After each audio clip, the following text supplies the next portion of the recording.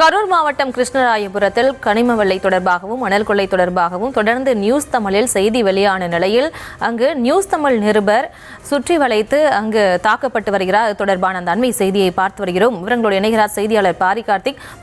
தற்போதைய கள சூழல் அங்கு எப்படி இருக்கு?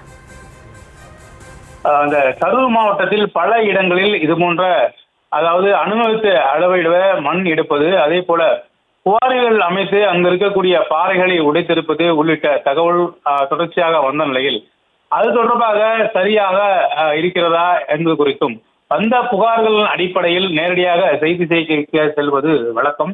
அதன் அடிப்படையிலே நமது செய்தியாளர் கதிரவன் உள்ளிட்ட குழுவினர் நேரடியாக அங்கு சென்று அங்கு படப்பிடிப்பதற்கு முன்னதாகவே அங்கு இருக்கக்கூடிய குண்டர்களால் அவர்கள் தாக்குதலுக்கு உள்ளாகி இருக்கிறார்கள். குறிப்பாக இங்கு ஏன் வந்திருக்கிறீர்கள் என்று கேட்டிருக்கிறார்கள். இல்லை, இது போல புகார்கள் வந்தது, ஒருவேளை நீங்கள் சரியாக குவாரி நடத்தும் பட்சத்தில் இது ஒன்று பெரிய பிரச்சனை இல்லை, நாங்கள் வெறும் விஷுவல் மட்டும் எடுக்கிறோம் என்ற அடிப்படையிலே அவர்கள் எடுத்திருக்கிறார்கள். ஆனால் அதற்கு முன்னதாகவே பேசிக் கொண்டிருக்கும் போதே செய்தியாளர்கள் மீது தாக்குதல் நடத்தப்பட்டிருக்கிறது.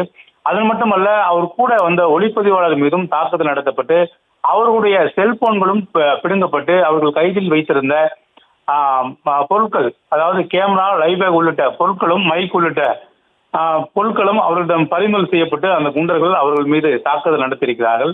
நியூஸ் தமிழ் தொடர்ச்சியாக அஞ்சாமல், எதற்கும் அஞ்சாமல், யாருடைய அதிகாரத்துக்கும் பயப்படாமல் இது போன்ற செய்திகளை வெளியிட்டு வருவது வழக்கம்.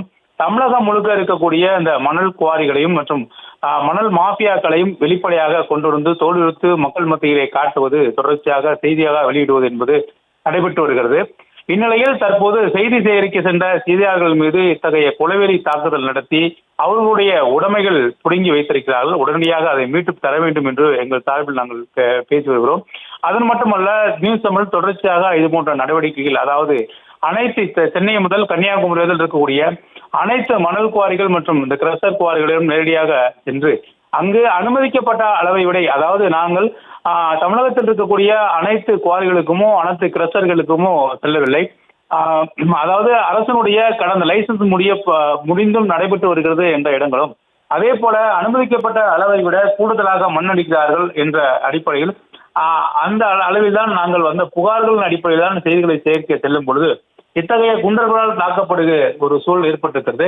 எனவே இந்த குவாரியை சுற்றி இருக்கக்கூடிய குண்டர்கள் எங்கள் செய்தியாளர்களை தாக்கியிருக்கிறார்கள். அது மட்டுமல்ல, அவர்களுடைய உடைமைகளையும் பிடித்திருக்கிறார்கள். அவர்களை அசிங்கமாக திட்டி அவர்கள் மீது தாக்கத்தை நடத்தி சுற்றி வளைத்துக் கொண்டு தற்போது பேசிக் கொண்டிருப்பதாக தகவல் வருகிறது. எனவே உடனடியாக அவர்களையும் அவர்களுடைய உடைமைகளையும் மீட்டு தர வேண்டும் என்றும் வெளிப்படையாக கோரிக்கை வைக்கிறோம். அது மட்டுமல்ல, இது போன்ற நியூஸ் தமிழ் யாருக்கும் அஞ்சாமல் தொடர்ச்சியாக இது போன்ற செய்திகளை வெளியிடுவதன் காரணமாக, இத்தகைய சூழல் காரணமாக ஒருவேளை நியூஸ் தமிழ் பயந்துவிடும் என்று அவர்கள் எதிர்பார்க்க வேண்டாம். அத்தகைய சூழலை நாங்கள் ஏற்படுத்தி விடமாட்டோம். தொடர்ச்சியாக செய்தி சேகரிப்பதும் செய்தியை வெளியிடுவதும் எங்களுடைய கடமையாக இருக்கிறது.